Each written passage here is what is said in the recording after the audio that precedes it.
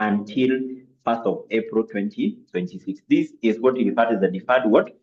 Consideration. And then you're told no accounting entries have been made in respect of the deferred cash consideration. Lock Limited has a cost of capital of 10%.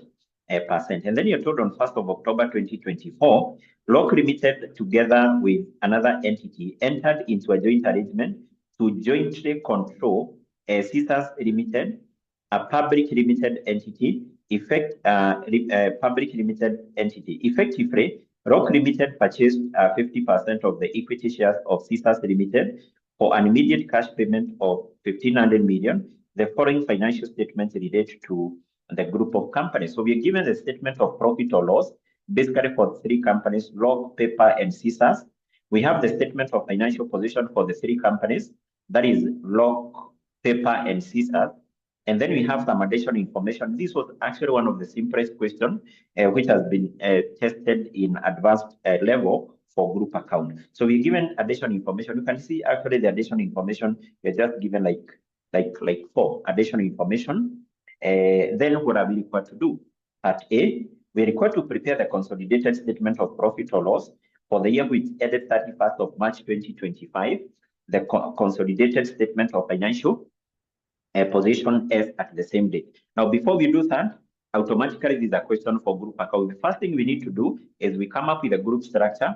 We know the relationship, the nature of investment by the parent company in the other companies. We go through the additional information as we do or maybe we do any working which is necessary. So we go straight to the workings, and basically the first working here will basically be to come up with a group structure. To come up with a group structure. That's the first thing you always need to have in any question for group accounts. The group structure. So where do we have the information about the group structure? This information, we have it within paragraph 1. Let's go back to paragraph 1 of our question, and we are told the company which is called Lock Limited, a public limited entity, acquired 80% equity shareholding in a company which is called Paper, a public limited company on 1st April 2024. So the company which is called Lock Limited, this company acquired 80% equity shareholding in a company which is called Paper Limited, on which date? 1st of April 2024. 1st of April 2024. It basically means that Lock is the parent and then Paper is the subsidiary. You can see also we're given the date of acquisition. Then from there, we go to the paragraph number 3. Let's go to paragraph 3. We skip paragraph 2. In paragraph number 3, we are told on 1st of October 2024, Lock Limited, our parent company, with another entity, entered into a joint arrangement to jointly control 𝐻𝐶 Limited, a public limited entity. Effectively, Lock Limited purchased 50% of the equity shares of what? Of 𝐻𝐶 for an immediate cash payment of 15. So this company here, we are told acquired 50% shareholding in a company which is called 𝐻𝐶 Limited. 𝐻𝐶 Limited on which date? 1st of October 2024. 1st of October 2024. So it basically means that from this group structure, this will be our parent company, this will be our subsidiary, and basically this one will be a joint venture. That one will be a joint what? A joint venture. So that is the first thing you always need to have, because this is basically what will guide you in terms of how to prepare the group account. So if we go to the requirements, therefore, we are required to prepare the consolidated statement of profit or loss, consolidated statement of financial position. So in preparing those consolidated financial statements, we will add similar items of assets and liabilities, those of the parent, those of the subsidiary. That does not apply to the joint venture. For the joint venture, in the consolidated statement of profit or loss, we will compute the parent company share of profit after tax and other comprehensive income, and also we compute something called the investment in what? In joint venture, or the investment in joint arrangement. This one, we can also refer to it as a joint arrangement, because the parent company have a joint arrangement with another company to control this, to jointly control that one. So I think we have that. Then we will be able to come back to that paragraph 2, because we have the aspect of deferred consideration, but we will only come back there when computing the goodwill. So that deferred consideration, remember we said we have to discount it to its present value using the parent company cost of capital. That's why you can see you're given the cost of capital of 𝐓𝐿 Limited. That is for the purpose of getting the present value of that. So I want us to go to the additional information now. Let's go to note number 1. And in note number 1, what are we told? We are told at the date of acquisition. At the date of acquisition, the fair value of Paper Limited, remember Paper now is the subsidiary. Paper Limited net asset approximated their carrying amount with an exception of some office equipment whose carrying amount was 560 million below the fair value. And then you're told at this date, the office equipment had a remaining economic useful life of 8 years. And then you're told depreciation on office equipment is an administrative cost. And then you're told no fair value adjustment were necessary in the acquisition of CSAS. What does that mean? It means that on the date this company was acquired, that is the subsidiary company revalued the assets. Revalued the asset. And if you can be able to recall, we refer to that as the fair value adjustment or the fair value exercise. And actually, we said once the subsidiary company revalues the asset, the subsidiary company does not account for that revaluation. As a result of that, when preparing the group account, we talked about 2 key consolidation adjustments we make. The first one is called the revaluation adjustment, which is an adjustment relating to the revaluation gain, and the other one is depreciation adjustments, whereby we have to compute depreciation and the charge. So therefore, we need to do some working as far as that is concerned. Note 1 is concerned, which we are saying is a fair value adjustment, or basically the fair value exercise. Let's just refer to it as the fair value adjustment, and this is by Paper Limited. By Paper Limited.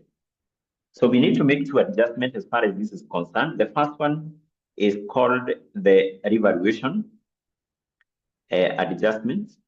And basically, this is the adjustment in relation to the revaluation gain or loss. But remember, you said in most of the questions for group account, you'll come across a revaluation gain. So that's why we are told in the first paragraph, in the first sentence of note 1, we are told at the date of acquisition, the fair value of Paper Limited net asset approximated the carrying amount with an exception of an item of office equipment whose carrying amount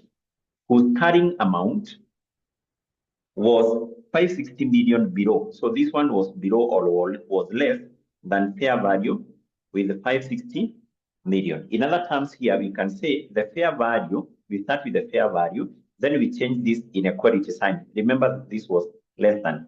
So we change this now to greater than. If we start with this, so this one will be greater than carrying amount with an amount of what?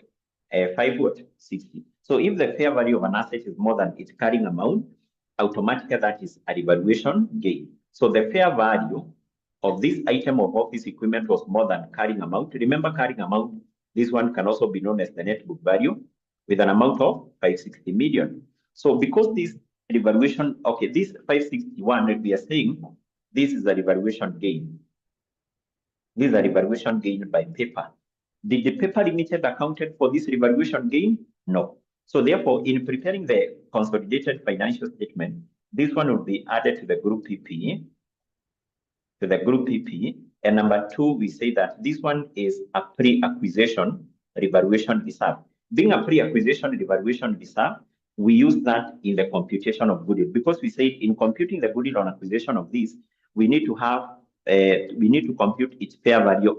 We need to compute the fair value of its net asset on the date of acquisition. How do we compute that?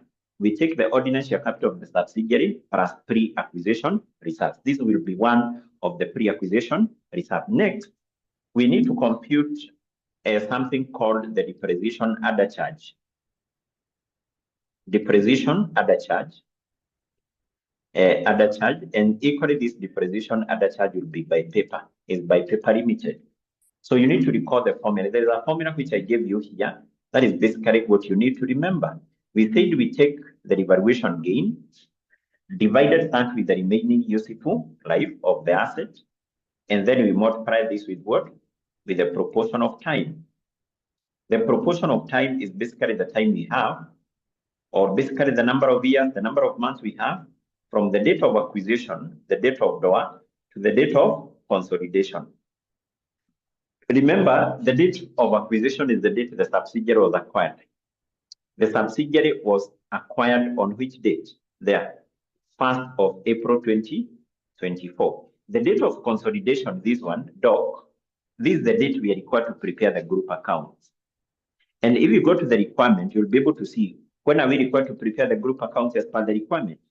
The year which ended 31st of March 2025. So that is the date of consolidation. And actually this year, because the year of the group is ending at 31st of March, it starts on 1st of April. So this year started on 1st of April 2024. So therefore you can see our subsidiary here was acquired exactly at the start. Was acquired exactly at the start of what? Of the year. So therefore, the proportion of time we have here will be 1 year. Will be one what year. We're interested with the depreciation under charge for 1 year. We will take the revaluation gain, which we have here, 560 million. We are applying this formula. We divide that with the remaining useful price. And I hope you can see that within note 1. Can you see the remaining useful price? How many years? In note 1, remaining useful price. In note 1, how many years? Who can see that? Who can see that? Who can see that? 8 years. The remaining useful price of that asset. Can you see that? Should be 8 what? 8 years. 8 years. So we divide that with 8. And then the proportion of time here we are saying is 1 what? Is 1 year. If, for example, in our case, we had 6 months here. We had 6 months. So then the proportion of time here is always 6 over 12. If we had, for example, 2 years, we're interested in the depreciation under charge for 2 years. Our proportion of time should be 2. Should be what? 2. But in our case, we're interested with depreciation under charge for how many years? For 1 year. For 1 year. For 1 year. So this will give us 70 million. Now, this 70 million, which items will be adjusted here? One, this one will be deducted from the group PPE. When preparing our consolidated statement of financial position, we left that from the PPE. Number 2, we will also deduct this from the retained earnings of which company? Of paper. Retained earnings of paper. And number 3, in preparation of the consolidated income statement, because we are required to prepare that, the consolidated statement of profit or loss, this one will be adjusted where we have said any depreciation under charge should be added to the cost of sales unless otherwise. If you check on the information which are given in note number 1, we are told that depreciation of the office equipment is an administrative expense. Are we going to add this to the cost of sales? No. No. So in this case, we will add this depreciation under charge to what?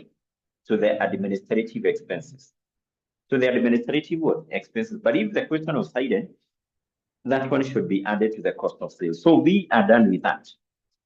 This is something which you have to understand, because in all questions for group account, you will come across this particular concept that the subsidiary company revalued the asset but never accounted for that. Which adjustments are required? 2, the revaluation gain and the depreciation under charge. Let's move to point number 2, where we are told LOC Limited, which is basically the parent, measures the non-controlling interest in subsidiaries at the fair value.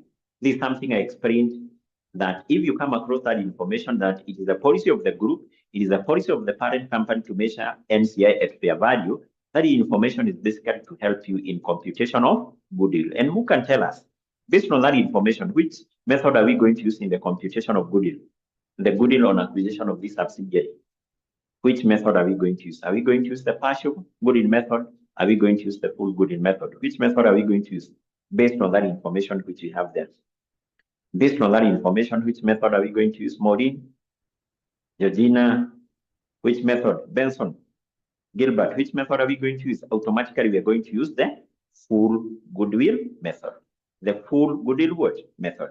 That's why still in point number 2, we are told the fair value of the non-controlling interest of paper limited at the date of acquisition was 860. That is for the purpose of computing what? The goodwill. That is the NCI fair value. So no working which is required there. Let's move to point number 3. And you're told during the year which ended 31st of March 2023, Paper Limited sold goods to Rock Limited for shillings 500 million at a markup on cost of 25%. First of all, this goods which was sold by Paper Limited to Rock, this one we refer to that as amount of intragroup trading or intragroup sales. Intragroup trading. And basically, we are told the goods which were sold by Paper to Rock, they had a value of 500 million. So basically, we have said that these sales between the parent and the subsidiary are fixed sales. So therefore, this one will be deducted from the group revenue. This one will be deducted from the group revenue. And number two, we will also deduct this from the group cost of sales. Group revenue and also group cost of what? Of sales. So then in the same point, we are told half of these goods were still held by Rock Limited as at the end of the year, and the balance payable was still outstanding, and the balance payable was still what? Outstanding. Now, in that case, we have two adjustments here. The first adjustment is adjustment for unreleased profit and also adjustment for amount of intercompany debt. I want us, first of all, we deal with we compute the amount of unreleased profit, amount of unreleased profit.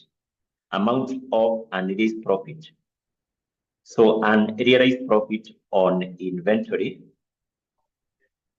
Remember, unrealized profit, we said arises whereby we have sales between the parent and subsidiary, and some of the goods sold to the buying company will not have been sold to third parties. In that point, we are told that this company, which is called Paper, our subsidiary, sold some goods now to Rock, but basically some of the goods remained in the inventory of Rock. They were not yet sold to third parties. We need to compute the unreleased profit, and this unreleased profit is always by the selling company. The selling company is this one. So this is unreleased profit by Paper. So how do we compute this unreleased profit? We take the unsold goods times the gross profit margin. Times the gross profit what? Margin. That is the formula you need to remember. The formula for computing what? For computing the amount of unrealized what? Unrealized profit. So let's proceed and we compute the unrealized profit basically by applying this formula here. We will take the unsold goods. And in that case, we are told the goods not yet sold at the end of the year were half. Half of these goods were still held in the inventory of Rock. The unsold goods will be half of the goods which were sold by Paper to Rock, which is basically 500 million. These are the unsold goods. The unsold goods, we multiply that with the gross profit margin. The gross profit margin, is it given? No. What we are given in our question, we are given the gross profit markup. Gross profit markup is 25%, which is basically the same with a quarter. Which is the same with what? A quarter. So having this, can we be able to determine the gross profit margin? Who can tell us which will be our gross profit margin here? Our gross profit margin, I'm told by Gilbert, will be 20%. As a fraction, it will be equal to what? As a fraction, automatically that one would be a quarter. And then to the denominator, we add the numerator. It will be 1 over 5. So this one will be, the margin will be 1 over 5. So how much will be our unreleased profit here? So it will be half to 50, and basically that will be 50 million. So this unreleased profit number one, this will be deducted from the group inventory. In preparing our consolidated balance sheet, we let's start from the group revenue. Number two, this one will also be deducted from the retained earnings of the selling company. The selling company is Paper. That one will be deducted from the retained earnings of Paper. And then in preparation of the consolidated statement of profit or loss, This one we have said should be added to the group cost of sales. To the group cost of sales. Those are the three adjustments which will be made as far as that and his profit is concerned. So we are done with point number 3. But even before you move to point number 4, in the last part of that, that point number 3, we are told and the balance payable was still outstanding. The balance payable was still outstanding. What is that? Balance payable was still outstanding.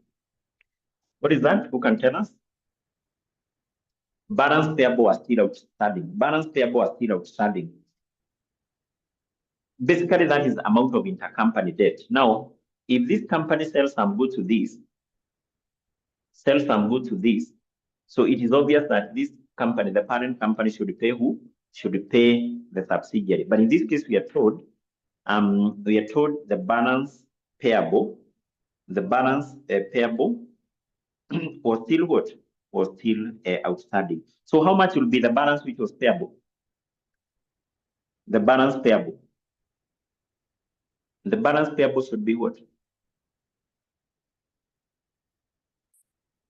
The balance payable will be what? The balance payable here will be 500,000, 500 million, that is, because the amount of money which 𝐓𝐿 Limited was supposed to pay paper was 500 million. So this amount is the one which amount to, or is the amount of intercompany debt. Amount of intercompany what? Debt. So in this case, it will be 500 million. So this one will be deducted from the group receivables, and also it will be deducted from the group what? Payables. Group receivables and group what? Payables. We move to point number 4, and we are told impairment review performed on 31st of March 2024, that is at the end of the year, basically reveals that both goodwill on acquisition and on paper limited and the interest in CSAS were unimpaired. So the goodwill on acquisition of this, the investment in the joint venture were not yet impaired. So no working which is required. Number 5, incomes and expenses of the group of the companies are deemed to have accrued evenly throughout the year. So that information is always given such that if there is something you need to apportion on time basis or something you need to apportion, you apportion it on time basis. You apportion it on time what? Basis. And I think having said, there is something we need to compute before we proceed to prepare what is required. I want us to compute the goodwill on acquisition because there is something we will compute there. Let's first of all, we compute the goodwill on acquisition of this company here. Remember, you said we only compute the goodwill on acquisition of the subsidiary and we recognize that as an asset within the consolidated statement of financial position. The goodwill on acquisition of joint venture, the goodwill on acquisition of the associate is not computed and recognized as an asset within what? The consolidated statement of financial position. So let's compute the goodwill. The goodwill on acquisition of this company that is paper, paper limited, as per the information we have in note number 2, we are using the full goodwill method. We are using the full goodwill method, So here we need to have 2 columns, and our figures are in million of shillings. I hope you can be able to remember how we compute the goodwill using the full goodwill method. We start with the purchase consideration, which was paid by the parent company. The purchase consideration paid by the parent company. The purchase consideration paid by the parent company, this one is given within paragraph 2. Paragraph 1 and 2. Let's go back to paragraph 1 and 2 of our question. So first of all, we go to paragraph 1. Actually, paragraph 2, not paragraph 1. Paragraph 2. We are told the acquisition consideration. This is the acquisition of the subsidiary. The acquisition consideration consisted of an immediate cash payment of 2,400 million. So the parent company paid the purchase consideration. The purchase consideration paid by the parent company was in two forms: the cash consideration, and I hope you can be able to recall, we say that this one do not have any special treatment. That amount we are going to use it as 2,400 million. So an immediate cash payment of 24. And this one, if you go to the balance sheet or the statement of financial position of the parent, under the non-current asset, you should be able to see that amount. So the moment the parent company has paid some cash consideration in acquiring a subsidiary, that is accounted for as an investment in the statement of financial position of the parent. I hope you can see that, 24. And then we also have a deferred consideration. The deferred consideration. So the deferred consideration still in that point number, paragraph 2, we are told an immediate cash payment of 24 and on 1st April 2024, and a further consideration of that 1331 million deferred until 1st of April 2026. No accounting entries have been made in respect of the deferred cash consideration, and 𝐓𝐿 Limited cost of capital is 10%. These are deferred considerations which we said should be discounted to its present value using the parent company cost of capital. So we are going to discount that to the present value. So we will take 1331 and basically we discount this to the present value by multiplying that with the present value interest factor at the rate of 10%.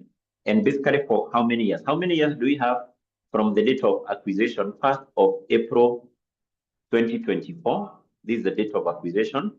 That consideration will be paid on 1st of April 2026. How many years do we have here? How many years do we have there? Yes, we have 2. We have the first year which will end first, or basically 1st April 2025, 1, 2. So for 2 years.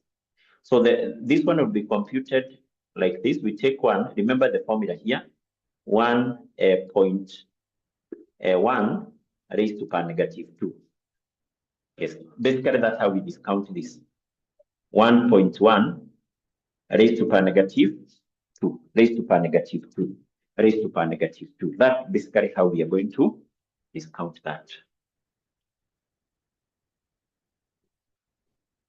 Times 1331.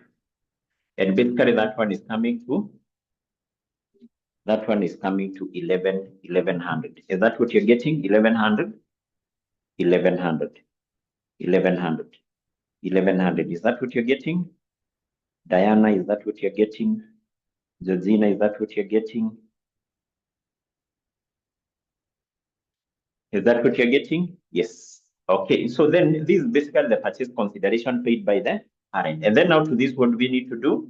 We need to add the NCI at fair value. Remember, you're using the full goodwill method. The NCI at fair value, this one is given in note number 2. Is given in note 2. So the NCI at fair value is 860. 860. So we need to add those 3 values so that then we proceed and we less the net assets, which one? Acquired. And basically, I'm told that this one will give us 4360. 4360. Okay. So then to this, what do we need to do? To this, we need to proceed and we less the fair value of net assets which were acquired. So remember, you say that this is one of the items which the examiner will not have given you, and this whereby majority of the students have a challenge. How do we compute this? We say to compute this, we take the ordinary share capital of the subsidiary plus pre-acquisition reserves. Plus pre-acquisition reserves. So what we do, we have to go to the balance sheet of the subsidiary, specifically at the equity. Can we go to the balance sheet of the subsidiary? Subsidiary is paper, specifically at the equity. At the equity, we start by taking its ordinary share capital. Its ordinary share capital was, or is basically 2,000. Below that, what do we have? We have share premium. In this case, if you're given a share premium in the balance sheet of the subsidiary, and the question is silent, the question is what? Silent. We always treat that as a pre-acquisition. We always treat it as what? As a pre-acquisition. And then from there, we have the retained earnings. The retained earnings. But basically what we know is that that retained earnings which we have there, that is the retained earnings at the end of the year. So what we are interested with here is the retained earnings on the date of acquisition, because this is a reserve. This is a reserve. We're interested with the retained earnings on the date of acquisition. And basically what we know, I've said that the retained earnings which are given there of 1,800, this is the retained earnings at the end of the year, 31st of March 2025. So we are interested with the retained earnings of paper on the date of acquisition here, 1st of April 2024. How do we get that? Very simple. Because one, we know the retained earnings of this company for the current year. In other terms, what is the profit after tax of paper? So the retained or the profit after tax of this company during the current year. So you get that from the income statement. Can we go to the income statement of paper? The income statement of paper, you tell me how much was its profit for the current year. How much is the profit after tax for the current year for paper? Can you see that amount? It is 520. It is 520. So how do we arrive at this value here, the retained earnings at the end? To arrive at this, we take the retained earnings at the start, which we don't have. We add this, we get this. Sasa, we take this plus this, we get this. What we are interested with is the retained earnings of this date. So can we be able to get this? Take into account to get this, we take this plus this, we get this. It's very simple. So to get this one, we will take this minus this, we get that.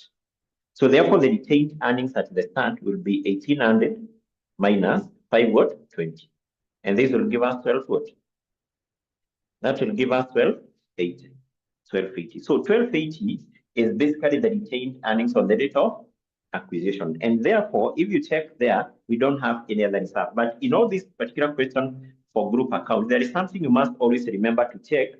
Did the subsidiary company revalue the asset on the date of acquisition? If yes, was there a revaluation gain? Remember here, Paper Limited revalued the asset. There was a revaluation gain of 560, which we said is a pre-acquisition revaluation reserve. So we have a pre-acquisition revaluation reserve of what? Of 560. Yes, we don't have anything else. Let's get this total. Let's get this total. This will give us a total of what? This will give us a total of 40.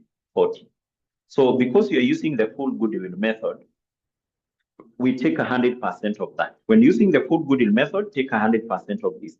We are interested with the net asset acquired by the parent and the NCI. Parent and the NCI. So this will give us 40. So we less it from the figure we have up there, and basically we get the goodwill. We get the goodwill. So our goodwill will be what? Will be 320. Now, also you have to check, was this goodwill impaired? In our case, we are told as per the information we have in note number 4, the goodwill was not impaired. So I think having this now, I want us now we prepare what we are required. And because we have now the workings, all the workings, basically to prepare what is required should not take us a lot of time. So we go straight to part A, the consolidated statement of profit or loss. Let me just have that here.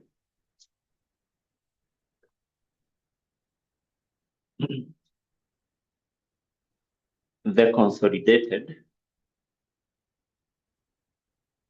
statement of profit or loss, which is for the year, which ended 31st of March 2025. 31st of March 2025.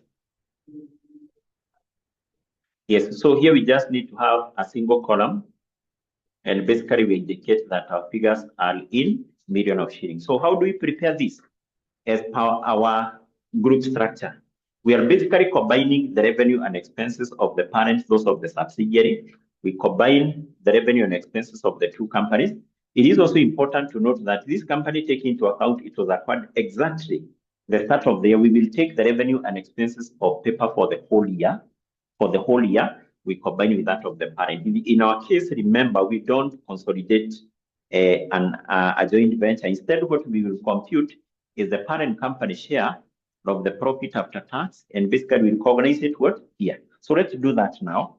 So how to prepare this, we go to the statement of profit or loss for individual companies, which is basically given below paragraph 2. and we use the format which are given there. So we will start with the revenue. We take that of the parent, 520, plus that of the subsidiary, which is paper, 51.80. So remember, we are not consolidating their joint venture. So then to this, what do we need to do? We need to less any sales between the parent and the subsidiary. And I hope you can remember you have this intra-group trading of 500 million. We less it here. No any other adjustment. No any other adjustment. We get the final value. We try to hurry up so that we finish. Although I can see we have time. We have time. So once you get the answer, type it in the chat box. I'll be able to see it. So I'm told that will give us 13,200. 13,200. Someone else to confirm. Is it 13,200? Is it 13,200?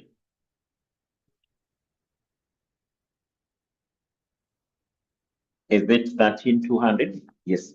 So then below that, we take the cost of sales. We do the same. 5510 plus 3440. So to this, we have a number of adjustments to be made. One, we less this amount of intra-group trading, 500. So we also have this depreciation. Okay, this one will not be adjusted to the cost of sales, but rather to the administrative. We have this and this profit of 50 to be added there. And I don't think we have any other adjustment. So we get the final value there. The final value.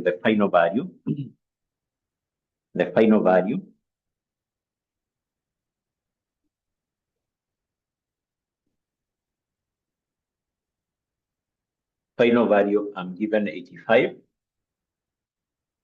I'm given 85. Okay. So we move and basically we compute the gross profit. So the gross profit here will be how much? How much will be our gross profit? The gross profit will be 47. So then to that we proceed and basically we add the distribution. I think before we add the distribution, we can do this. We need to compute the group share. The group share of Sisters Limited profit after tax.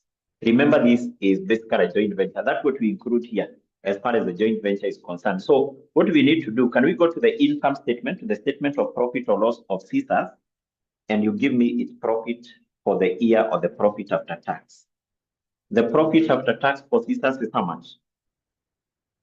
Is it 640 million? Yes, 640. Now, then we need to determine when was our joint venture acquired. You can see the date when it was acquired, this date here.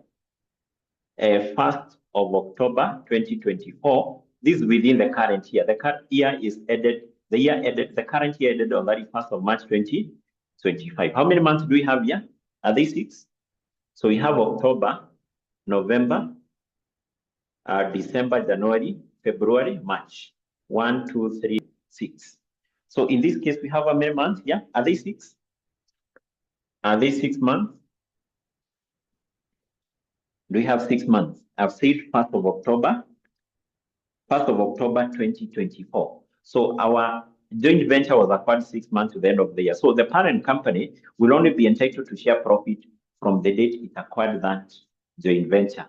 It will only be entitled to share profit for how many months? 6. That's why we have to compute profit of 6 months, and then we multiply that with the parent company shareholding in Sisters, which is 50%. That gives us now the group share of Sisters Limited profit after tax. You think this one should be 160. This one should be 160. And then from there, let's proceed with the expenses. The first expense we have there is the distribution cost. And I hope you can be able to recall that if you come across these always have 3 marks. No single question for group accounts will come across whereby the distribution cost is to be adjusted. These always have 3 marks. We take 830, that of the parent, plus that of the subsidiary. No adjustment. We get the total, which will be 1,300. Which will be 1,300. Are you getting that? Yes. So then below that, we have the administrative. expenses. Administrative expenses, we check that of the parent, 860, plus that of the subsidiary, 520. And then to this one, we have to add this depreciation other charge of 70 over 70. Also, in case our goodwill was impaired, in case this goodwill was impaired, any impairment loss for the current year, we also include it within administrative expenses, but we don't have any impairment loss. We get the final figure, which will be what? Which I'm told is 14 what? 1450. 1450. Is it 1450? Yes. So then below that, we don't have any other expense. Okay, there is something we will include here. That one, you have to be very, very keen to remember that. Because I hope you can be able to remember, we have this deferred consideration.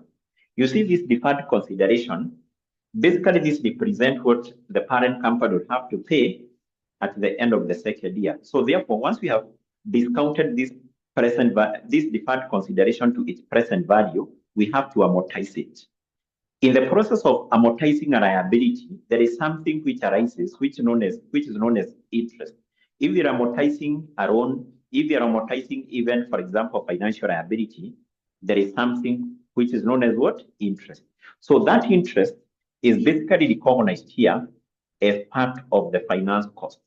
So the finance cost will basically be the interest on this deferred consideration. How do we compute that interest on the deferred consideration? On the deferred consideration, we take this amount which you computed here, the present value of the deferred consideration. And for us to be able to compute the amount to be recognized as an interest during the current year, we multiply this with the rate which you have used to discount, which is 10%. 10%. So this will give us 110. Now this 110 is the interest on deferred consideration. Interest on deferred what? Consideration. And then this interest basically should increase the value for this.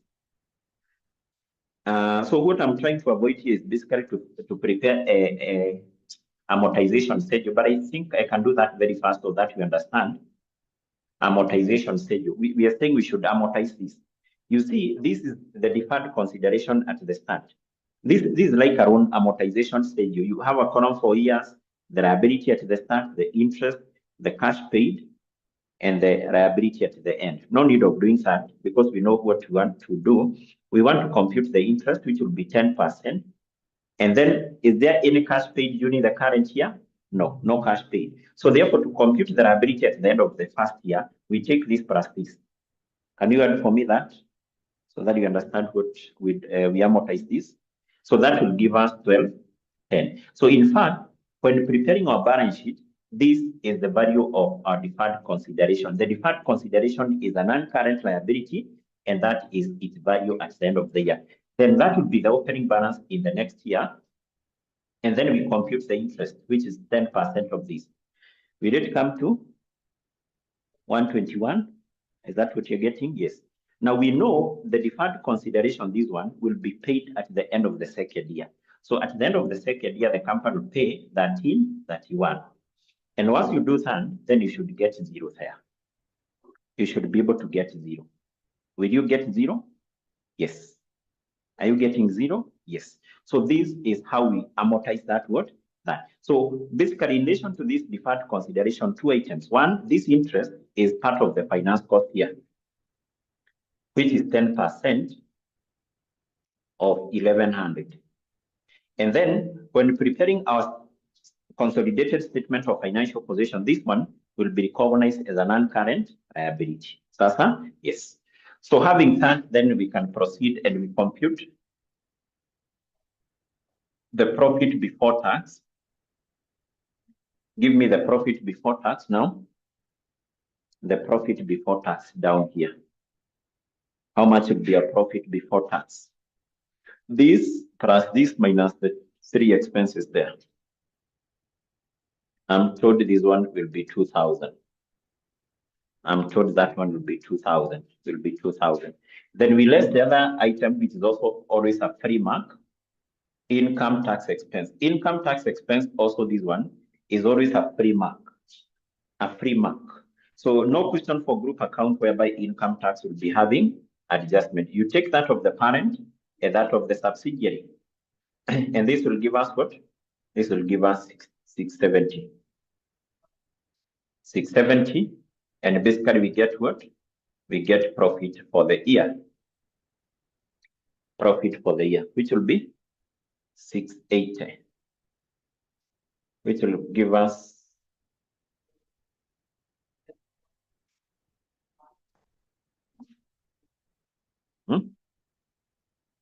which will give us what? 1320. Yes.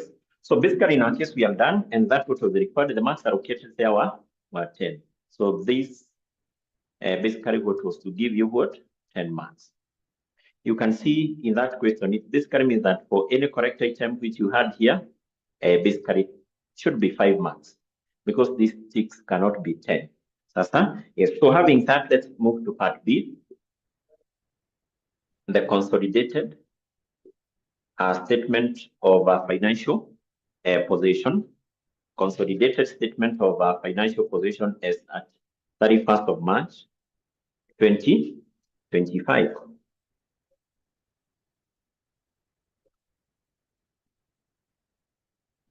Okay, so we prepare this one. We just need to have a single column here. And what is basically important for you to remember is that here, or this one is basically prepared by just combining similar items of assets and liabilities, those of the parent and those of the subsidiary only. As far as the associate is concerned, CSAS, we will include something called the investment in associate. So let's prepare this one. We start with the non-current assets. So for the non-current asset, we will start with the PPE, the property, plant, and equipment. So, and basically we take that of the parent 4260 plus 3660. And then you have to recall, we have an adjustment to be made to the PPE in relation to this working.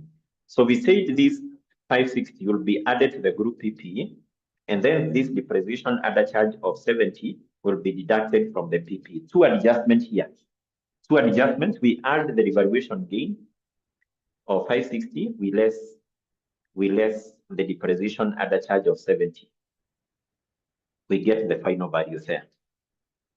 The final value will be what? What will be the final value? The final value, I'm told by Gilbert, will be 8380. 8380. That is the same figure I'm getting from Diana. So then from there, below that, we have investment in paper, investment in CSAS. Remember, these are the purchase considerations which were paid by the parent company in acquiring shares of CSAS and paper. Do you include that here? No. In relation to the subsidiary, which is paper, what we include here is the goodwill. We include the goodwill on acquisition of the subsidiary, which is paper limited. And basically that's what we computed here, 320. 320. In relation to CSAS, which is the joint venture, we compute something called the investment. The investment in joint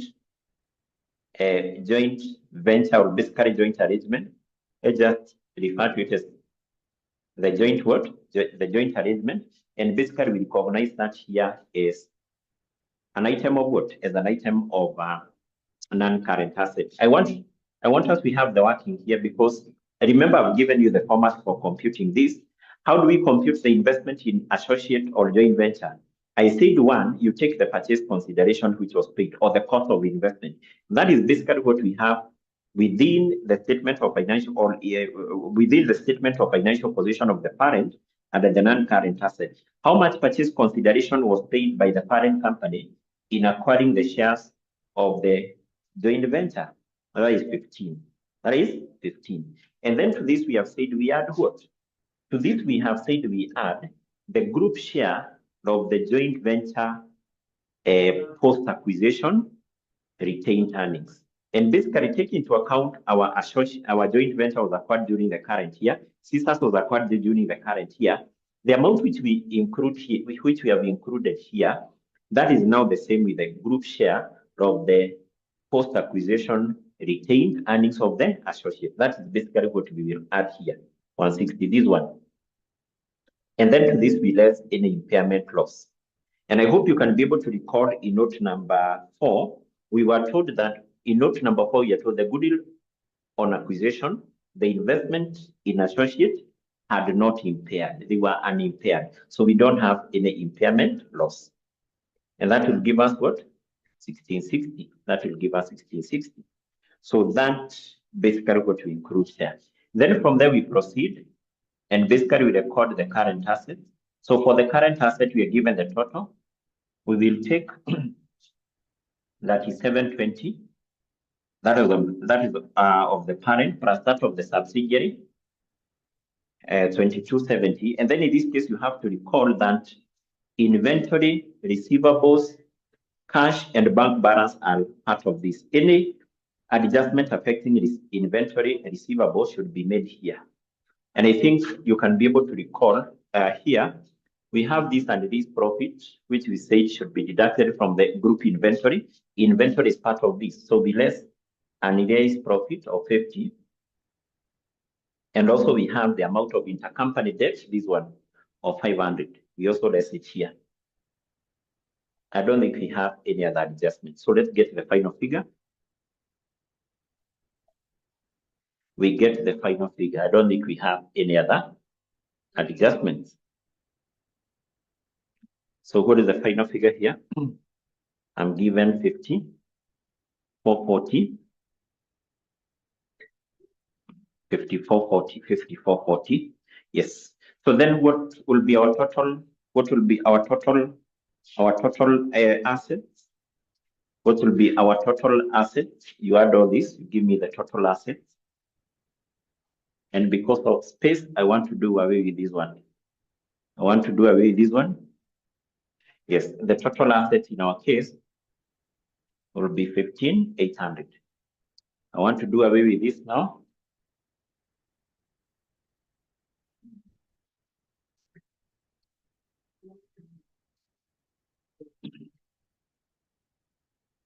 Yes. So then from this, we need to move. And basically, we record equity. So for the equity, we will start with the ordinary share capital. Ordinary share capital. And I hope you can be able to recall the ordinary share capital. We don't consolidate this. We only include the ordinary share capital, that of the parent company only. The ordinary share capital of the parent company only, which is how much? Which is 5,000. 5,000. Below that, what do we have? We have share premium. Equally, the share premium, we basically include that of the parent company only. That of the parent company only, which is 500. So below that, we have what? We have the retained earnings. So basically, retained earnings is one of the item which is a little bit tricky in terms of its computation. Maybe first of all, we can skip this one. We will come back and compute it. Then we will get what? We will get the total equity. We will get the total equity. And I hope you can also be able to recall your total in a part. These are some of the items you don't have to compute in an exam. They will consume a lot of your time and you end up maybe getting that figure wrong. So, but we will come back and compute. We will compute that. Then down here, after getting this, we also come and we compute something called the non-controlling interest. I'll be able to explain what is this in the process of computing that, but we will compute this as the last two items. Then from there, we need to proceed and we record liabilities. I think for liabilities, we have the current liabilities, but in this case, there is something we are going to introduce. We are going to introduce non-current liabilities. I hope you can be able to remember this deferred consideration. These are consideration to be paid by the parent company in future. So that deferred consideration will be recognized here as a non-current liability. And basically, I've said the value for deferred consideration at the end of the day is this one. We have amortized that. So this amount plus the interest for that year, which will give us what? Which will give us 2110. And then finally, we have the current liabilities. Current liabilities, we take those of the parent 3,000 plus 19, those of the subsidiary And then you have now to recall that these include payables. Payables, we have amount of intercompany debt, which should be adjusted from the payables. This one, 500. So that one should be deducted here, 500. So give me the final figure. Give me the final figure here.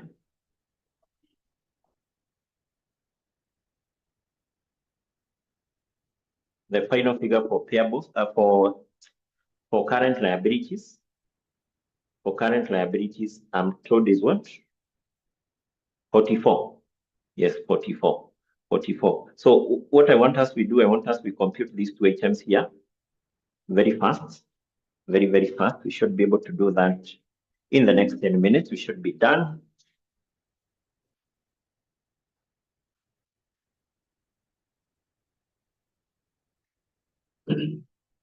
Yes, so we can start by computing what? Let's start by computing the group retained earnings. But basically, I've said, if, for example, you're doing that question in an exam and basically you leave it like that, you should be able to get all marks. You should be able to get all the marks. So let's start by computing this one. The group retained earnings at the end of the year, that is carried down. That is carried down. That is carried down. So how do we compute this one? How do we compute this? So the first thing maybe you need to remember is the formula. How do we compute this? So this one is computed by taking the 100% of the parent company retained earnings plus for this company here, that is paper, we should take 80% of a post-acquisition retained earnings plus 50% of scissors. I've said 80% of paper, paper limited post-acquisition retained earnings plus 50% of scissors limited post-acquisition retained earnings. Yes. That's basically how we compute that. So what basically you should do is to have 3 columns for our companies here, starting with the parent, which is 𝐿𝐿, the subsidiary paper, and the joint venture scissors. And basically in this case, we will take what? We will take the retained earnings as given in the statement of financial position. So we go to the statement of financial position, we take the retained earnings balance carried down as given in the statement of financial position. So can you go to the statement of financial position of these 3 companies, specifically at the equity? At the equity, we are given the retained earnings of 𝐿𝐿, that is 380. For paper, it is given as what? 1800, and for scissors is given as what? Is given as 12. So the first thing we need to do for these 2 companies, we are interested with the post-acquisition. So what we need to do for these 2 companies is to less the pre-acquisition. Acquisition. That does not apply to the parent. It only applies to these 2 companies. Yes. And I think for this, what we will do, for this company, I think for paper, we computed the pre-acquisition. The pre-acquisition retained earnings, which we have used in the computation of goodwill. How much was it? Give me that figure. We have computed the pre-acquisition retained earnings for paper. That is something we have already computed. Who can give me that figure? That retained earnings in tulitumia ku compute goodwill ya paper. Was it 1280? The one at the start? Yes. So this one we said is pre-acquisition. Is that the case? So pre-acquisition ya hii ni 1280. So we will less it there such that we shall be left with the post-acquisition. And then what about the scissors? Scissors, when was it acquired? I hope you can remember when scissors was acquired. Scissors was acquired 6 months to the end of the year here. Was acquired 6 months to the end of the year, 6 months to the end of the year. Basically, for scissors, we need to have, first of all, its retained earnings at the end. Its retained earnings at the end for scissors is 12, the value which we have here. Let's be together here. And then we also need to have the profit for scissors for the year. That one, we get it from the income statement. From the income statement, the profit for the year for scissors is 640. Silio? Yes. So can we first of all get the retained earnings here at the start of the year? So to get the retained earnings at the start, we will take this minus this, we get this. This minus this, we get this, which will give us what? Which will give us 560. So can we be able to get the retained earnings of scissors on this date of it was acquired? Just like how we computed this. It's quite simple. To touch this one at the start 560, and then we take for the whole year, which is 640. And here, because we have 6 months, we get half of this. We multiply that with 6 all over 12.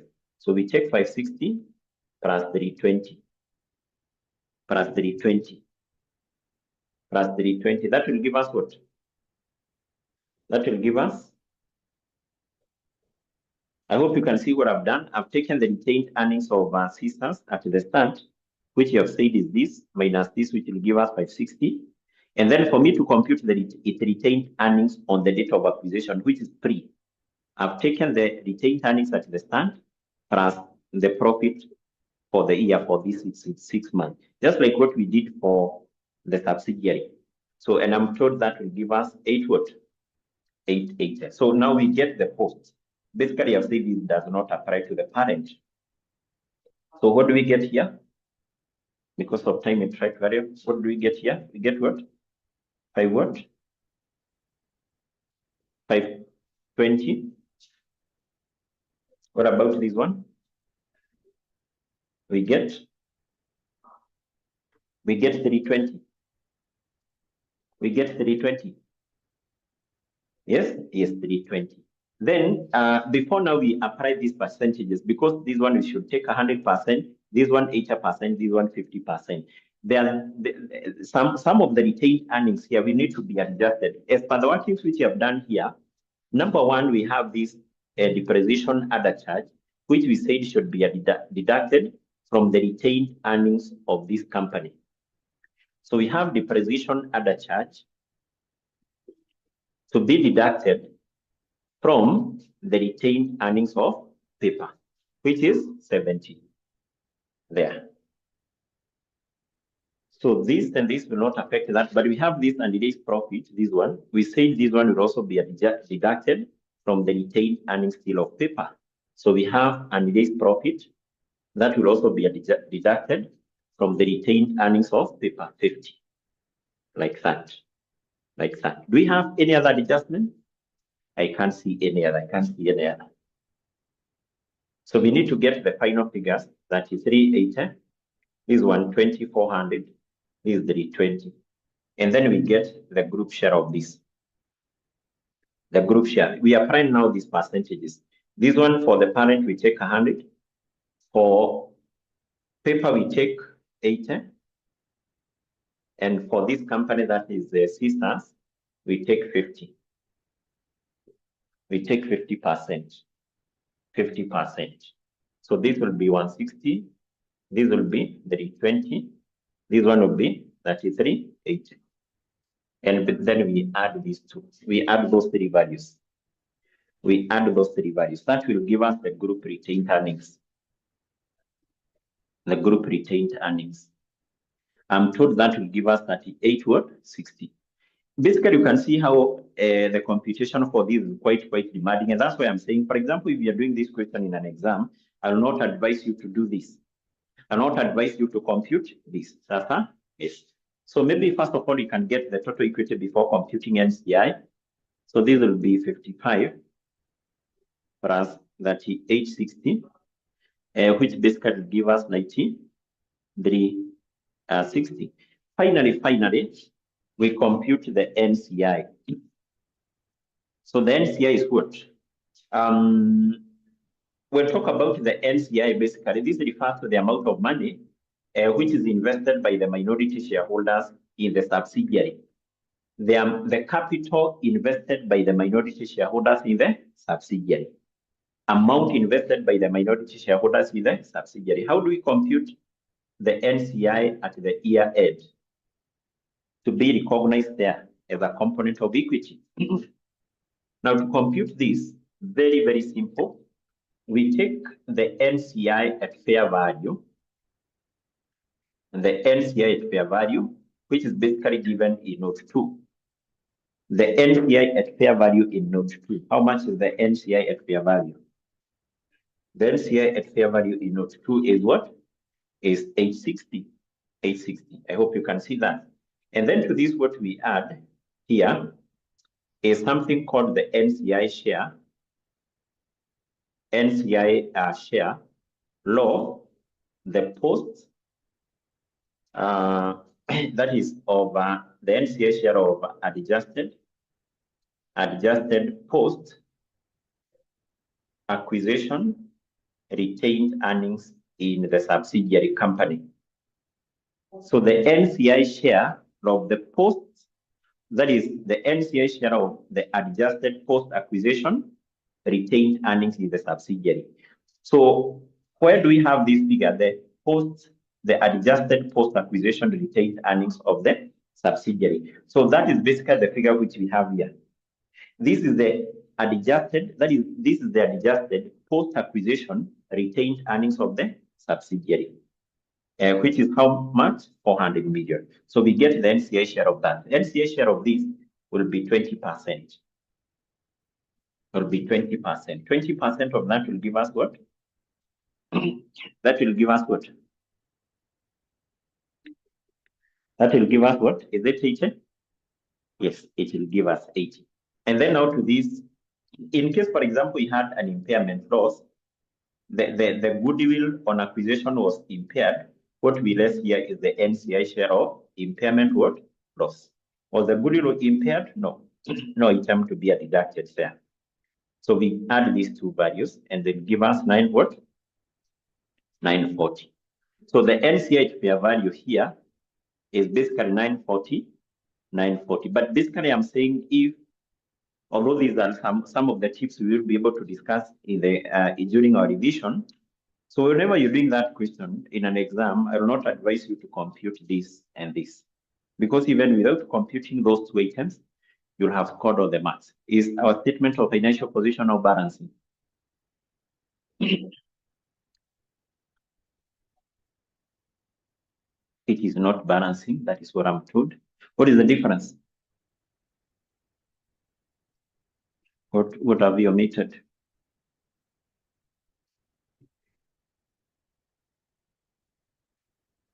$10.10.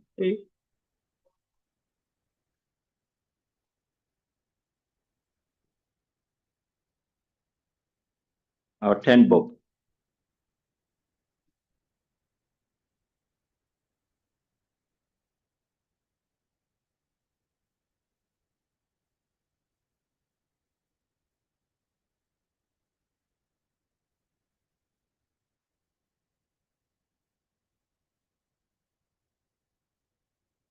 $10 bob. 10 bob is, where do we have that? Where do we have that 10 bob? Yes, I think it is. That one should be, is it interest? The interest on deferred consideration. No, that one is captured there. That one is captured there. That one is captured there. So you're saying the difference is there. What is the difference? Is the difference, is it 110? 110? Yes, I know where that one should be captured. That one basically should be deducted from the retained earnings of the parent here. Because that is an interest or is basically an expense which the parent company was supposed to have accounted for. But if you check on the income statement, the parent company had not accounted for the interest on this. So that one should also be adjusted here. The interest on deferred consideration, it should be deducted from the retained earnings of the parent. Deduct that here. Deduct that here. It was supposed to be accounted for as an expense by the parent, but the parent company had not accounted for that in the income statement. Was it accounted for by the parent company? No. So that's why it should be deducted there. 33, 80 minus 110.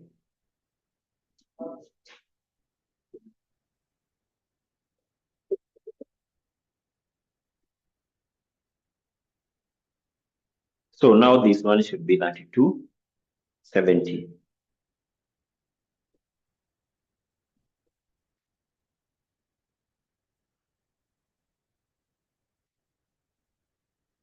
And the retained earnings should be 30, 37, 50.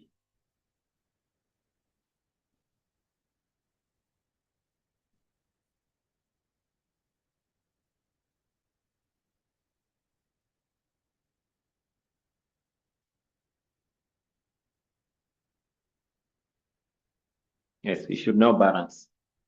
It should now balance. It should now balance. Is it not balancing? Yes, it should balance. So I think that is what you have forgotten here, because remember, these are an expense which the parent company was supposed to have accounted for. It the parent company needed to recognize this as an expense, and that's why you can see in the income statement the parent company didn't have a finance cost that was supposed to be captured here, and therefore even the profit which you have taken into account here, that was supposed to have been deducted, and because it was not deducted, that's why we're deducting it here. Sasa, yes. So basically, this is what was required as far as that question is concerned. And I'm saying this is one of the easiest questions which has ever been tested in advanced financial reporting in relation to the group account, in relation to the group what? Account. And there is a question which I'll give you there as an assignment. You attempt it, because now what I want us to do once we meet in our next class, we are looking now on special cases in group accounts. We will start by looking on the aspect of piecemeal acquisition. We do a question, just a small discussion, and then we do a question. In our next class, that is what we will do. That is on Tuesday. Then on Wednesday, we will be able to look on how we account for the disposal of interest. And then on Saturday, we do foreign subsidiaries. So basically, we should be done with this next week. What we will be remaining with is the group cash flow. Is the group what? Cash flow. So because we have those three concepts which are remaining: piecemeal acquisition, the disposal of interest, and the foreign subsidiary. We will be able to take one class each, but basically we will be able to come back and look on this during our revision. So the question I want you to attempt is the question for December. The question for December 2022, which basically is question number 3. Question number 3. I want you to attempt this one. Maybe during our revision, we will be able to look on it. We will be able to look on that. We will be able to look on this. We will be able to look on this. Remember, what we said is that if everything goes on well, we should be done at least with this by next week, our first class. And then from there, I think what will be remaining is maybe the theories and maybe like the financial statements of the insurance company. Right now, we can say that we are almost like over 85% done with the syllabus. So I'm hoping that if everything goes on well, we should be done with this by next week, but one on Tuesday, onward Tuesday. So let's stop at that point for today. You have a nice weekend, and make sure you attempt that particular question. In case you come across any challenge, you can maybe get some assistance from me. Equally, if you're able to attempt the question, you can send it to me. I'll be able to check on it and give you the feedback. Sasa, yes, we stop at that point. Have a nice weekend. See you next week on Tuesday.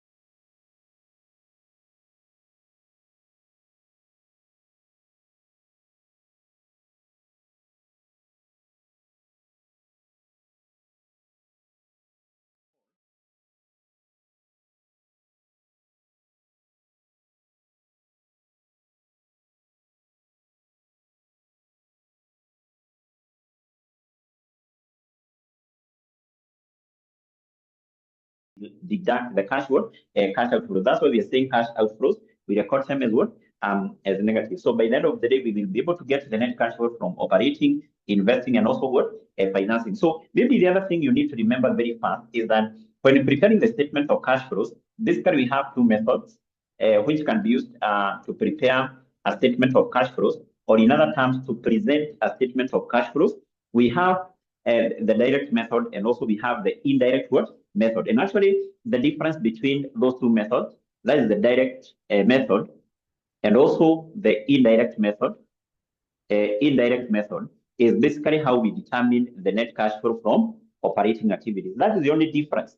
How we determine the net cash flow from operating activities. That is actually the difference between these two methods. So under the direct method, basically, we determine the net cash flow from operating activities using a direct approach. Basically, we go to the cash book prepared by the company. Number one, we take into account the cash received from debtors or customers, which is basically a cash inflow. Then to that, we less the cash paid to the suppliers or creditors. We also less the cash paid for operating expenses. We also less the tax paid and the interest which was paid. We will be able to get the net cash flows from the operating activities. That is now using the direct method. Now, under the indirect method, we compute the net cash flows from operating activities using using an indirect approach. And actually, what we do under the indirect method, we take the profit before interest and tax, and usually we are deducted with three items: the non-cash items, which were added or deducted in arriving at net profit. Number two, the changes in working capital, basically where we consider three items of working capital: receivable, inventory, and payables. And also we adjust that profit with any investing or financing activity item which was added or deducted in arriving at net profit. So basically, I think that is the first thing you need to remember as far as the statement of cash flows is concerned. And I think with that particular quick recap, I want us to go straight to a question. And there is a question which has already been shared in the class chat box, maybe for those who are joining us right now. So there is a question which has already been shared in the chat box. So if you can be able to see that question, please confirm that is the question you want us to do. Can you be able to see that question, those who are just joining? If you can be able to see that question, please confirm that is the question I want us to do.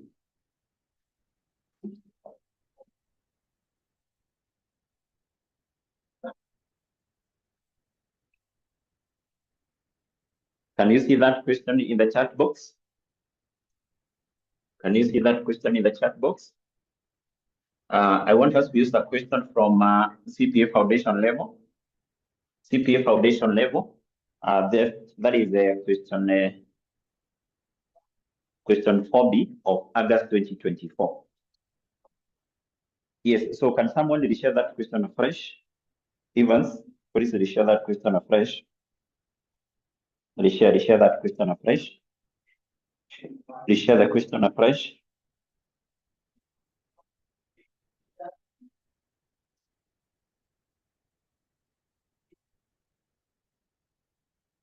Yes, so I think it has already been reshared there. It has already been reshared there. So let's go through it. We see what we are told and equally what the examiner was requiring here.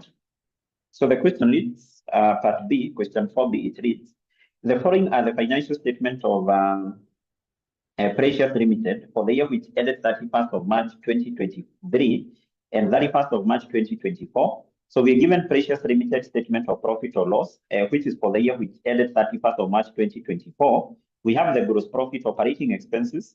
We have other incomes which include interest income received, the gain on sale of investment, and then we have the loss on sale of plant.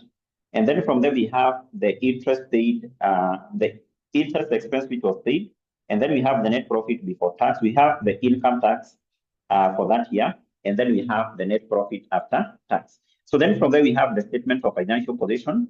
We are given statement of financial position basically for 2 years, 2023 and 2024. It is important for you to note that anytime you come across a question for cash flow, always the examiner will give you the statement of profit or loss for the current year.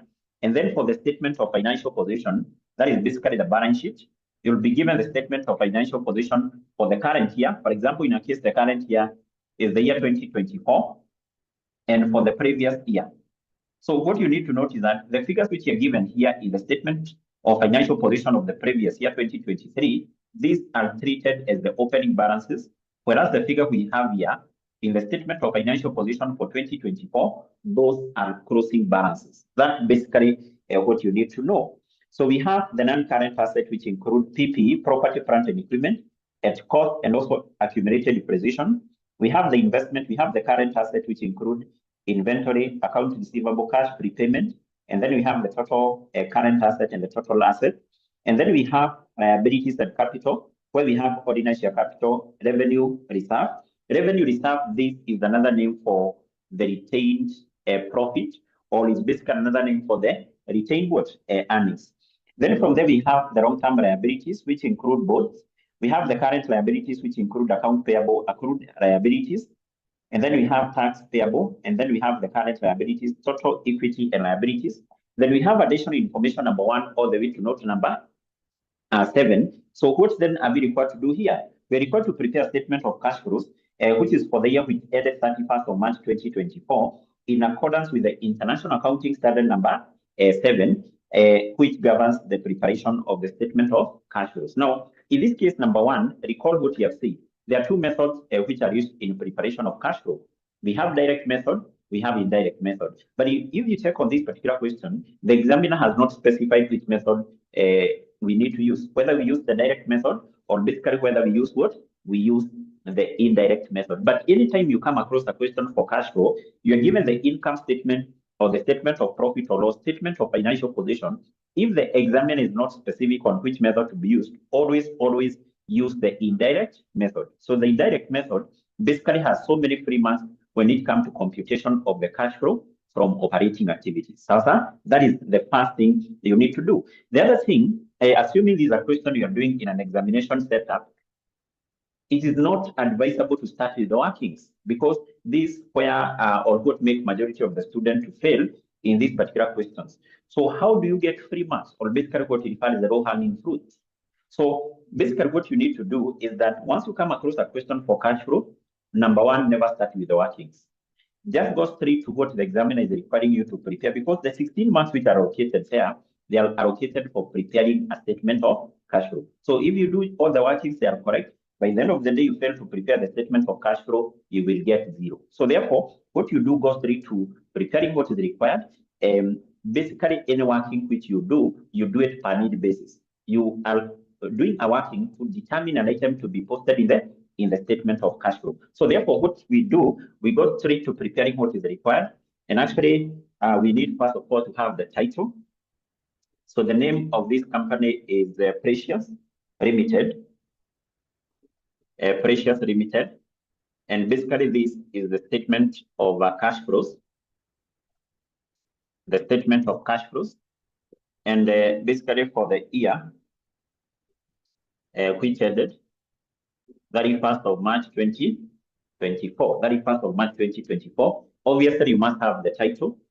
You must have the title of what you're preparing. And then from there, you need also to remember, in preparing this particular statement of cash flows, we have to determine net cash flow from 3 activities. So can you have those particular 3 subheadings? So basically, always, we start by determining the cash flows from operating activities. That's basically what we know. We start by determining the cash flows from operating activities. So here we need to have 2 columns, and I hope you can be able to see that if you go back to that question, all our figures are given. The figures in the income statement or the statement of profit or loss, the figures in the statement of financial position, they are given in thousands of shillings. So you need to have 2 columns here like that. So then from there, you leave some enough space here, because when computing the cash flow from operating activities, we have so many items which we record here. So leave enough space. And then from there, you have the other subheading for basically determining the cash flow from what? The cash flow from investing activities. And basically, remember, in this case, we have said investing activities are those activities which involve acquiring assets and also selling assets. So what we record here are the assets which were acquired, the assets which were purchased, and the assets which were sold. So we don't have so many items which we record here. Leave just enough space, not a big one. And then from there, we have the other subheading for determining the cash flow from the financing the financing activities. And actually, all the items which we record here, we get them from equity and basically the non-current liability section of the statement of financial position. All the items which we record here, we get them from the balance sheet, specifically at the equity and non-current liabilities. And then down here, we come and we record something known as the cash and cash equivalent. This is cash and cash equivalent, a balance, a brought down, and also we record the cash and cash equivalent, a balance carried what? Balance carried down. Balance carried what? Balance carried down. That's the first thing you need to have anytime you come across this particular question for what? For cash flow. Anytime you come across this particular question for cash flow. And then having that now, I want we proceed and we look on how then do you get the low-hanging fruits. So there are the low-hanging fruits. Remember, we have said that these are the free marks. These are the marks basically you get without any working, without any what? Any working. So basically the first thing I advise my student to record is this: cash and cash equivalent at the start and also at the end of the year. So what do you mean by cash? Cash, basically, you can be able to record, this is cash in hand, a cash at bank overdraft, and then cash equivalent. These are the short-term investments. The short-term what? Investments. So basically what we need to do is we go to our statement of financial position under the current assets. We check whether we have cash in hand, cash at bank, short-term investment, and then still we will go to where we have current liabilities. We check whether we have a bank overdraft. So can we do that? The first thing, we go to the statement of financial position, specifically under the current asset. So under the current asset, can you tell me which item of cash and cash equivalent do we have there? Which item of cash and cash equivalent do we have under the current assets? So tell me which item of cash and cash equivalent we have there. Which item of cash and cash equivalent do we have? Do we have under the current assets? Type it in the chat box. Yes, I'm told the first one is basically cash. Is actually what? Cash. You also check, do we have bank balance? No, we don't have bank balance. Do we have any short-term investment there? No. So therefore, and remember what we have said, that we are given statement of financial position for 2 years, 2023, 2024. So the balances we have here, these are opening balances. In other terms, these are what we refer to as the brought down. The brought what? Down. Whatever we have here, these are closing balances. This is what we refer to as the carried what? Down. That is also very, very important. Very, very important. So therefore, what we have is cash. So what we do, we take cash, and basically the cash, we take cash at the start from the statement of financial position for 2023, and I hope you can see that is a figure of 2250. And then from there, we go to where we have the current liabilities. We check, do we have a bank overdraft? So under the current liabilities, do we have a bank overdraft? Yes or no? Do we have a bank overdraft? Yes or no? Under the current liabilities. Do we have a bank overdraft? No. But if we had a bank overdraft is basically money which is owed to the bank. We come and we raise it there. So therefore, the cash and cash equivalent at the stand is how much? Is 2250. So we do the same. We do the same at the end of the year. So by now we know that we only have one component of cash and cash equivalent, and that is basically cash. So what we will do, we will take the cash and cash, the cash balance at the end of the year, and basically that is an amount of how much? That is an amount of 69. That is an amount of what? Of 69. Yes, someone to share that question, in the chat box. Someone to share that question in the chat box. Someone to share that question in the chat box, please. Someone to share that question. Someone to share that question in the chat box. Okay, it has already been shared, Janet, there. I hope you have seen it. Yes, so that is the first thing you record. And in most of the cases, what is important for you to note, what is marked in these particular questions are the entries. Are what? The entries. And basically, mostly this particular question for cash flows, how are they marked? This is how these particular questions are marked. So like you can see the marks allocated here were 16. So mostly this particular question will be marked like this. Any 8 correct items here, you are given 2 marks. So mean that if you get 8 correct entries here, you'll get 16. Alternatively, if the question has so many entries, the question can be marked like this. Any 16 entries at 1 mark, and basically you get what? The 16 mark. So it depends with the number of entries. So if a question do not have so many entries, it can be like marked like that. If the question has so many entries, it will be marked like that. So therefore, what is important here is not by the end of the day to do so many workings here. What is important when preparing a statement of cash flow are the correct entries you make here. Are the correct entries you make what? In the statement of cash flow. For example, those 2 correct entries, those 2 entries, they are correct. Those are already 2 ticks. Yes, after doing that, then we come back here to where we compute the statement of, or actually we compute the cash flows from operating activities. And remember, in this case, I've said here, we are preparing this particular statement of cash flows using the indirect method. So under the indirect method, we compute these particular cash flows by starting here, or here we start with the profit before what? Before tax. When computing this, we start with the profit before tax. Where do we get the profit from before tax?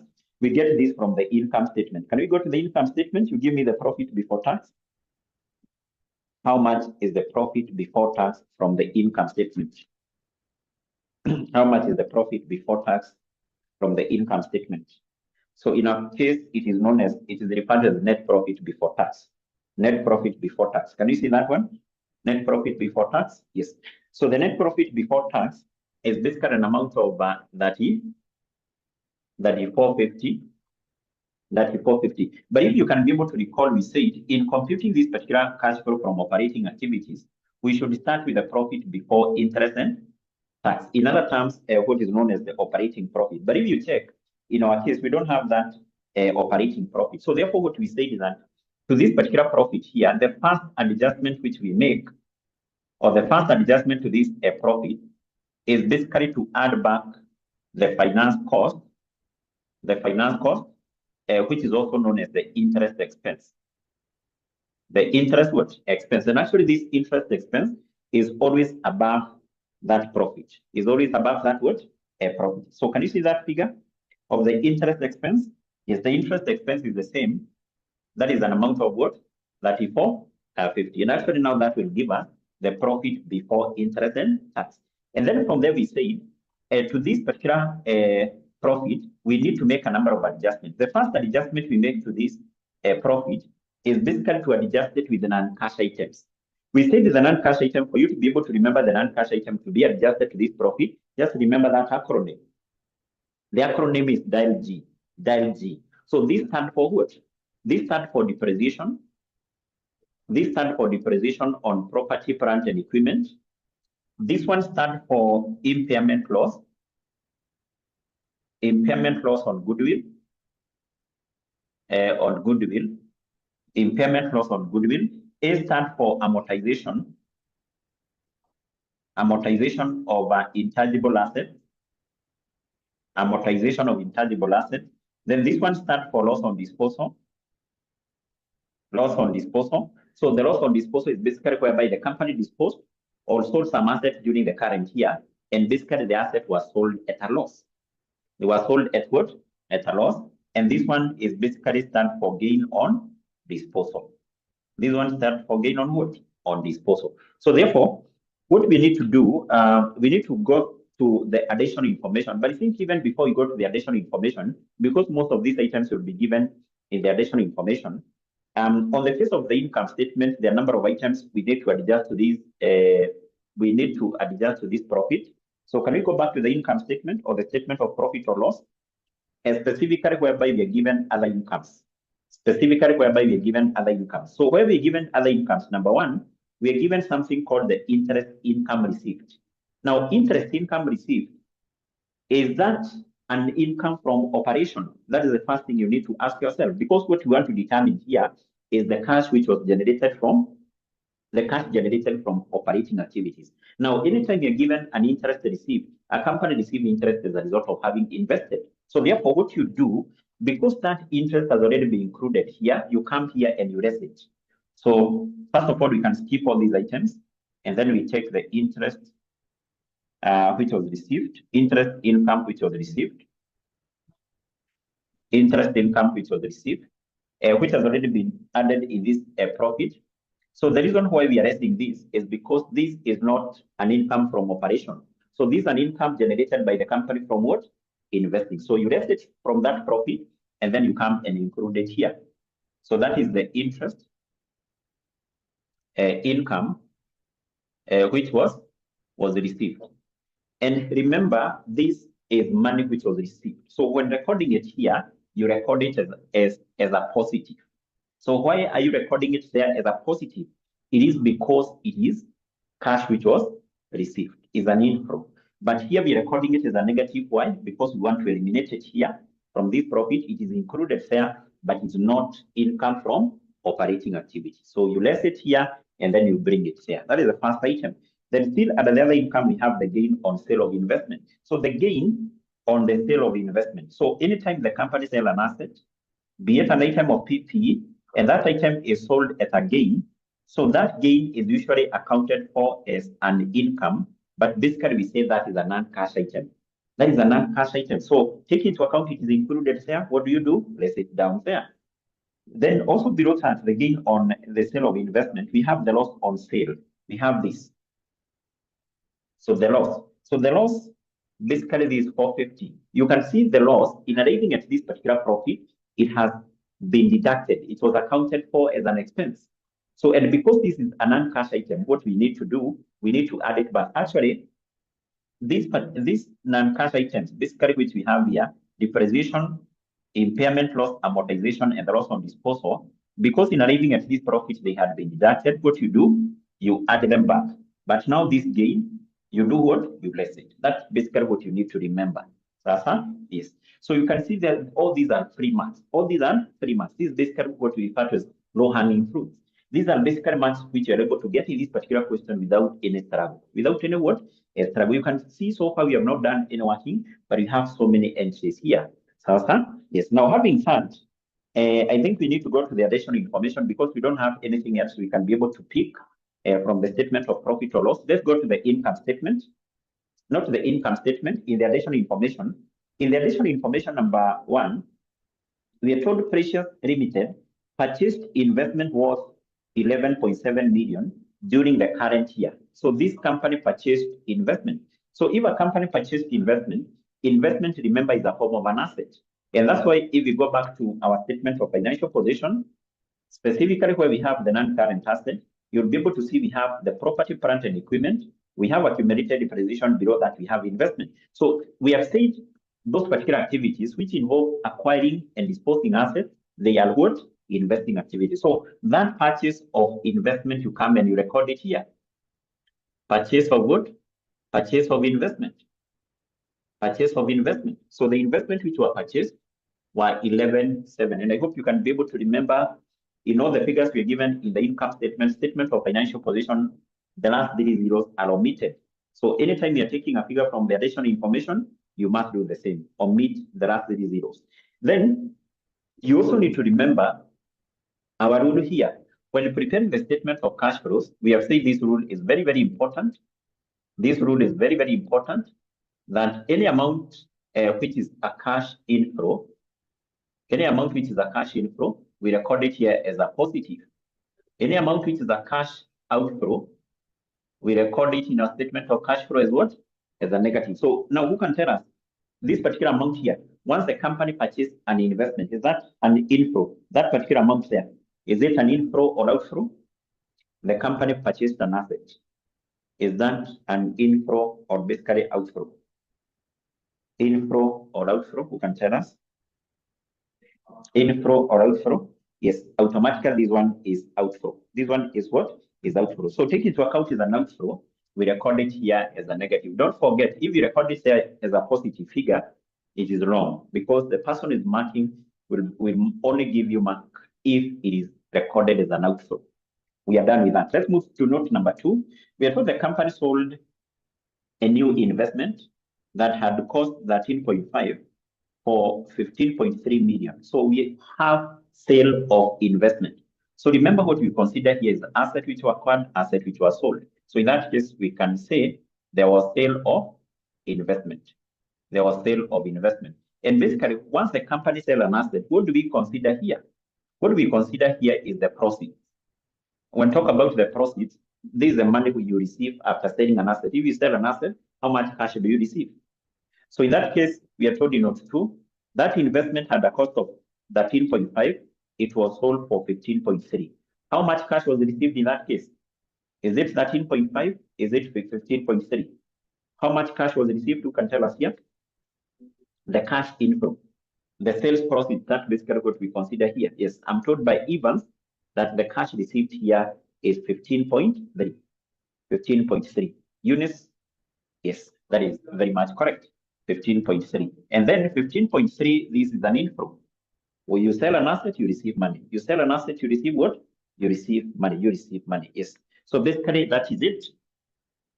That's what we need to recognize there. So we are done with that. Let's move to note number 3. We are told during the year, a new machinery worth 18 million was acquired. Was what? Acquired. That is also another free entry here. So the company acquired a machine. So once the company acquired a machine, that is still an investing activity.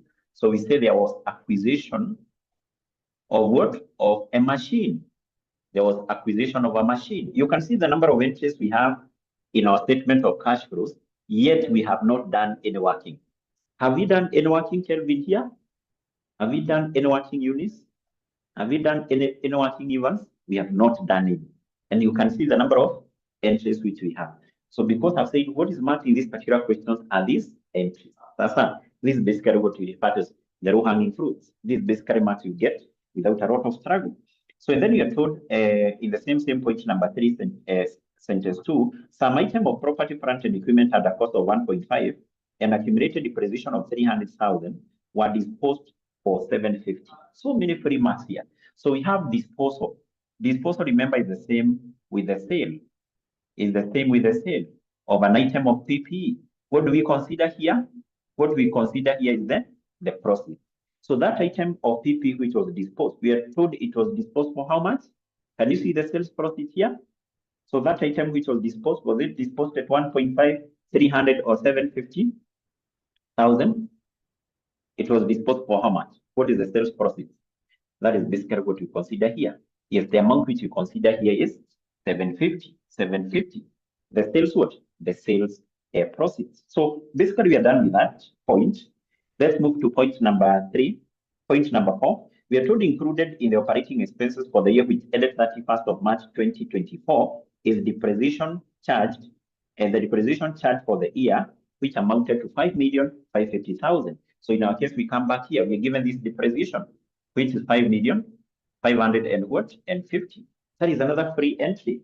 So, and we said that this is a non-cash item. It was deducted in this profit, we add it back. That's when we say this part, these 4 items there, we add them to the profit. So we are done with that. So we move to point number 5. We are told the company issued bonds worth 15 million at a face value in exchange of a current asset on 31st of March 2024 and repaid bonds worth 7.5 at the face value, at the face what value. Now in that case, we are given 2 transactions in 1.1. We are told the company issued bonds. Bonds are basically the same with the debentures. So bonds are the same with the debentures. So mean that if you go to the balance sheet, to the statement of financial position and the non-current liabilities, you should be able to see bonds there. And I hope you can see that in our statement of financial position and the non-current liabilities, we have both. Bonds are basically the same with debentures. We are told that there were some bonds which had a value of 15 million, which were issued in exchange of a current. Let me first of all ask, is this, or do we have any movement of cash there? The moment the company issued bonds in exchange of an asset, do we have any inflow or outflow to the company? Do we have money flowing in or money flowing out? You issue bonds, you receive an asset. You issue bonds, you receive an asset. Is there any movement of cash there? There is no movement of cash. So therefore, what is important to note is that when preparing a statement of cash flow, actually from our definition, I said, it is prepared to show the sources of cash and the and the application of that cash. How was the cash generated by the company you traced? So therefore, in preparing a statement of cash flow, any transaction which does not involve movement of cash, any transaction which does not give rise to cash outflow or cash inflow, we don't consider it here. Sasa, yes, like that transaction will not be considered here. It's a non-cash item. But also on the same point, you're told the company repaid bonds. So when talk about repaying bonds, you see bonds are issued by the company for the company to borrow money. So the company usually will have agreed with those who will buy bonds that they will be given back their money after a number of years. For example, the company can issue bonds having a life of 5 years. So meaning that the holders of the bond will be given back their money. In other terms, the company will pay back those particular bonds at the end of the 5th year. So once the company repay bonds, that is a cash outflow. And where do we consider that? We consider that here. That's why we said all the items which you record here, we get them from equity, non-current liabilities. We know both are part of the non-current liabilities. So here we will come and we say there was a repayment of both. There was a repayment of both, basically which had a value of 7.5, and this is cash outflow. The moment the company repay back the bonds which had been issued that involve cash outflow. So we are done with that point. So let's move to point number 6. And you're told the company issued 2.25 million ordinary shares of shillings 10 per, basically per value. So where do we consider this? This one is considered here. And basically, can you go to where we have, because that basically affected the share capital. Let's go to where we have share capital.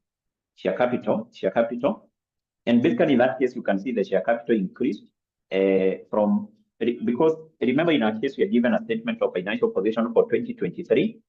I've said these are opening balances, and 2024, basically, which you have said are closing balances. So you can see the ordinary share capital at the start was 47 to 50, and then at the end of the year, the share capital increased. So the reason why we have an increase in share capital is because the company issued shares. So who can tell us how much is the increase here? The increase is how much?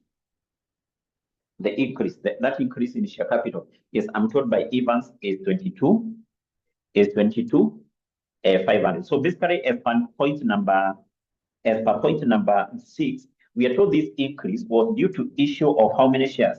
The company issued 2250 ordinary shares, each share having a value of 10. So if we multiply this, the value of each share with this one, you'll see that will automatically give us that amount. So when the company issues shares, that one is considered here is a financing activity. The company issue a share to do what? Raise finances. So we say there was issue of ordinary shares. So how much amount was received? 22.5. So an amount received by the company is a cash inflow. So we consider that here. Sasa, yes, we consider that here. So then after that, we move to the last point, number 7. The company paid cash dividends of 1.2. This was a very, very simple question. Almost everything is provided. So once the company paid dividends, those dividends paid are recorded here. So we say cash dividends paid. Cash dividends which were paid how much? 1.2. So the moment the company paid dividends, that is a cash outflow. That is a cash outflow recorded here as a negative. Recorded there as what? As a negative. Are we done with the notes? Yes. Can you see the number of entries we have here? Even if, for example, the question was marked like this, because this one automatically, you can see it has so many entries. So automatically, for every 16 ticks, 16 correct entries, you get a mark for each.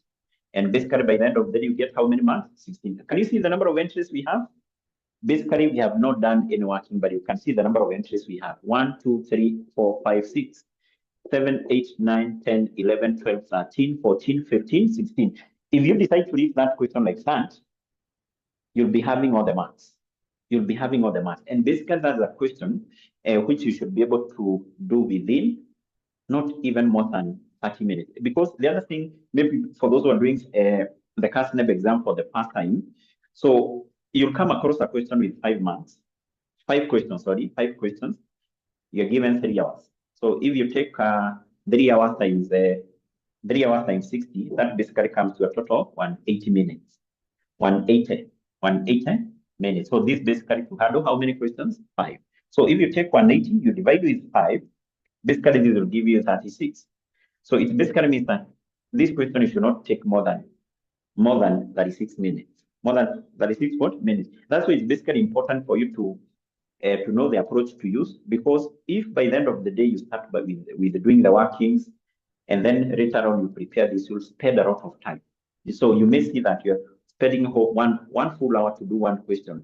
And basically, remember, you have 4 other questions. So that's why it's very, very important for you to be able to know the approach to use in doing this question.